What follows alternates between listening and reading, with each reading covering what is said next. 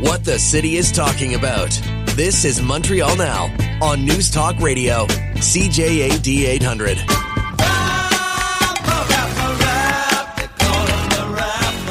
Sept entre vous, on a Le Canadien a encore gagné. Oui, ça, je sais, mais Deux. Je n'ai pas bu d'orange ce matin. Pas de jus d'orange. That's right. He n'a pas bu jus d'orange. That's the way we're fighting the Americans when it comes down to tariffs being imposed. James Mennie from the Montreal Gazette is on the line. Jim, exciting news from the Premier today. Well, listen, it's very, very interesting. These past 2 weeks, Aaron, have been extremely illuminating. In terms of how our government actually works, and it may not be a pretty picture. What we just heard was the Premier of Quebec being asked point blank by several reporters to react to the news that Amazon had ceased operations in Quebec, put 1,700 people out of work, and he dared not answer. And later asked, I heard the English clip, he dared not, it's a private company, nothing I can do about that. Yeah. It's so funny because, and I just heard this really great interview, and if people are just tuning in now, go on to CJAD.com, get that interview with Chris Demacos because he just nails it the situation in terms of where unions are in the 21st century. And I have to tell you, I've been a union member for more than 40 years. And anyone who is a union member right now who is not in the public service, and even then to a certain extent this applies to the public service, but you have nowhere near the leverage you had 10 years ago for the same reason that retail has changed, everything has changed, and maybe the CSN should try and figure that out the next time they go in. It's not 1965 anymore, and yeah, you can sign people up, but guess what? Amazon is going to walk, and the message, as Chris Demacos said, this is a very clear message, not just to Quebec, but to the rest of the country. You want to play with us? This is what we do. And you know what? We'll get away with it. We don't care. The vast majority of people who heard the news today, Aaron, even if they support unions, the first question in their mind, I wonder if this is going to affect my delivery. This is the reality. And this is where we are. But to hear Francois Legault exercise far more discretion in dealing with this topic than he has in dealing with Donald Trump, to me, is nothing short of astounding. But it speaks volumes about the Premier, about our government, about where we are in terms of business and in organized labor. But also, as I say, these past 2 weeks, Aaron, have really proved to be a kind of litmus test for character for our politicians. And some politicians, I got to tell you, are not passing with flying colors. Again, though, I heard the English clip. We played it earlier on. I guess we can play it again. But the idea is, what are you going to do? You're the Premier of Quebec, so what? I mean, you're going to go to Amazon and threaten them if they leave Quebec? Their mind is made up. It's, it's business, as they say. What could he possibly do? Yeah. And if they turned around and said, instead of saying, we're going to go to a different delivery model, if they turned around and says, Quebec with its ridiculous language laws and bureaucracy, we're getting the hell out. Trust me, Aaron, the clip would have been a whole hell of a lot longer. Absolutely. I will point out, by the way, to add on to the interview with Chris Demacos, when we talked about other unionized shops, I did a quick check. There's only one other unionized Amazon shop in Canada. Yep. It's in Alberta, and that's about 600 people there, but that's it. And the same applies in the U.S. There's just that one in New York State. Yeah, and once again, let's be fair to our listeners. It's there for now, Aaron. You know what I'm saying? Yeah. This is a clear message from Amazon. They don't care. I don't know that many retail companies that have their own space exploration program. You know what I'm saying? So we're in a different league here. And I may sound like I'm being flipped. It is awful. It's terrible news. It's 1,700 people put out of work for no other reason than some of them dare to organize and join a union. Is there blame to go around? I think there's plenty of blame to go around. But the fact is, this is where we are in 2025, and things have changed. And the idea, we can't talk about this, Aaron, without talking about all the other stuff that's going on today in terms of Trump, of click generating Trump, keeping the story alive. Even though there's no news, we're keeping the story alive every day. What might he do? What's he going to do? And here is Francois Legault, who should know better, because this is not a game of chess. It's a game of poker.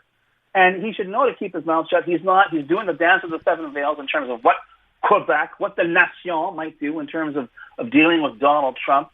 I think at one point he's going to slip in it because he's getting too used to this in terms of saying, well, we might be narrowing our calls for tenders to just, I guess Canadian or Quebec companies or whatever.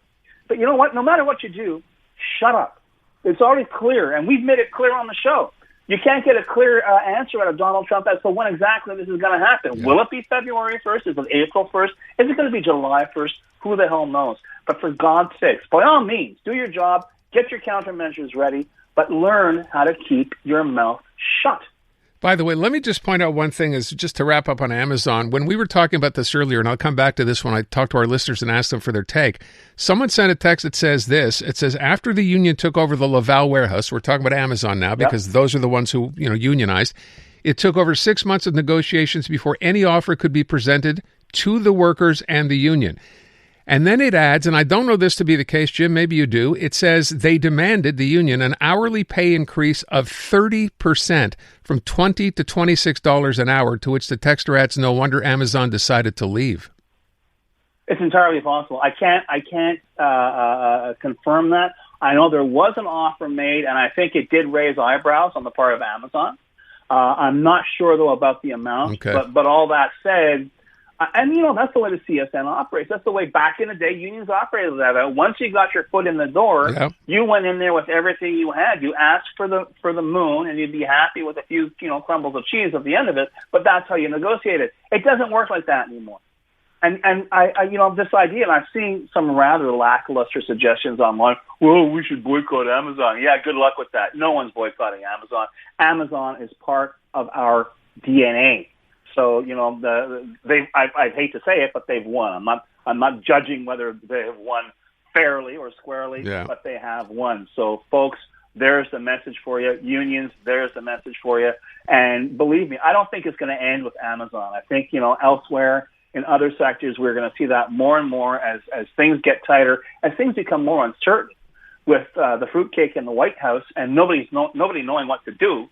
We're going to see a lot more, how can I put it, pushback from management in terms of certainly private sector union demands. I don't think you're going to see that 20th century model existing for much longer. By the way, Jim, as to this whole, are we getting the tariffs in February or April or whatever, and I think it's more likely the latter than the former. I don't know if you caught this, but last night, and I played this earlier in the show, last night during Trump's, I guess, chat with reporters again from the Oval Office where this whole thing came up, and he brought up, Canada with the fentanyl issue and Canada with the border issue. Right at the end of all that, when he was asked about when, right, because he'd said February 1st, listen to what he said that wrapped up that press conference, because there's something notable here by its absence. For Mexico and China, we're talking about approximately 25%. Mexico and China. No mention in that clip. He didn't misspeak. He clearly said China. No mention of Canada. Well, listen, and he's talking this morning about hitting Russia with sanctions if they don't. So you know what? Take it for what it's worth. It's like, it's your crazy uncle at Christmas dinner. Put him in the corner. Try not to pay too much attention. Try not to read too much of. I hate to say it that way, but that's exactly where we are, Aaron. I'm sorry. He is not a genius.